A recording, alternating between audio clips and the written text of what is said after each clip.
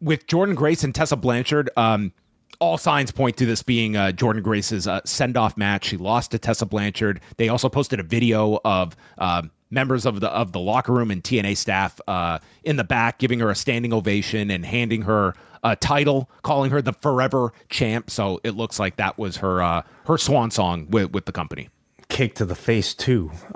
Yeah, it was. I mean, clearly very emotional, and it goes to show you like maybe how respected and how identified with TNA this person was. So yeah, I'm pretty sure she's not coming back after this. Yeah. So with the Tessa Blanchard, first of all, I thought their match was excellent. I thought it was a really, you could certainly, I would lean toward it being the match of the show, to be quite honest. It was that good. Cage matches, that's how people rated it. 8. Was it? Okay. Yeah. Mm-hmm.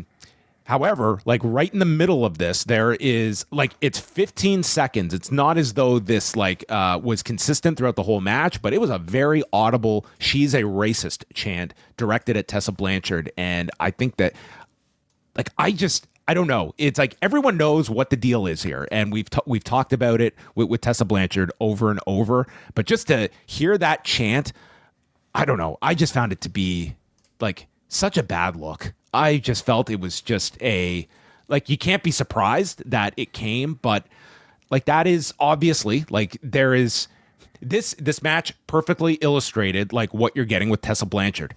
Incredible performer. This was a tremendous match he had with Jordynne Grace, but it's also coming with this baggage and having a chant like this at your show. And Sino brought up a great point, is that even if you want to dabble with the idea of Tessa, just testing the waters and putting her on an NXT some week, if you're CW, do you want to risk that kind of thing on your broadcast? I wouldn't if I was a television executive. I just felt this was it was a really embarrassing bad look to have this chant, and it only further sends people to understand the story behind this. I don't know if it overshadowed the match for people, but I think it's absolutely part of the story of this match. I believe there's a Vice article that came out today with exactly that headline. Here it is. Tessa Blanchard, welcome back to TNA with "she's a racist" chant. That there was you the go. Headline on a Vice article. So I mean, not to even say that's sort of the be all end all, but at least one non-wrestling news source did pick this up and made a headline out of it. So those questions are interesting about the potential of would a CW want that? Would an NBC want a Hulk Hogan? Is what my counter is to that. Yeah, I mean it's a great point.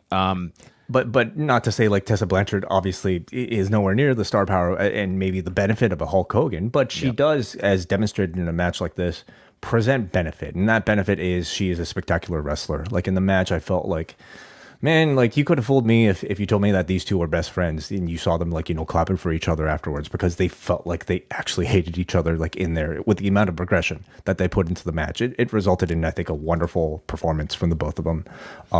But yeah, is it worth it is the question that you're asking. In exchange for a great performance and match of the night for many people on the show, is it worth the type of PR that we're getting? Some would say yes, John. Some would say yes. It's really difficult, I think, with Tessa Blanchard, because she continues to deny that she ever said these things. And to admit that she did, it would be in itself, I think, something that would make her look terrible. But if she truly says and believes that she did not do it, I mean, we're in a sort of deadlock position, John, or at least with her, where you can't really, you're kind of stuck in a position, right? You're either a liar or you're a racist. Yeah, I think it's tough. I think you have had plenty of women speak about, and not just the racist language. It's also bullying and other actions of her. It was recently that Chelsea Green tweeted out, it's very clear her opinion has not changed over the years as well. Is pretty steadfast in that. So, I mean, this is sort of, listen, you can't be caught off guard by this.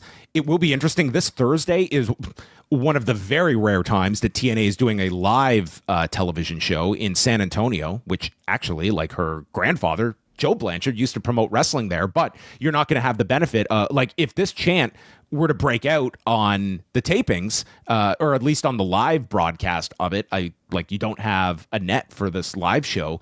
I don't know if this is going to become a chant that accompanies Tessa Blanchard, but this was the first time since she debuted at the Atlanta tapings that you put her out in front of a live crowd.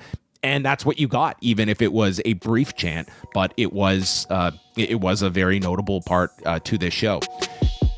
If you like this video, consider joining our Patreon, the Post Wrestling Cafe. Multiple bonus podcasts every week, ad-free shows, and access to our full archive. Otherwise, a like and subscribe is much appreciated. Thank you for watching.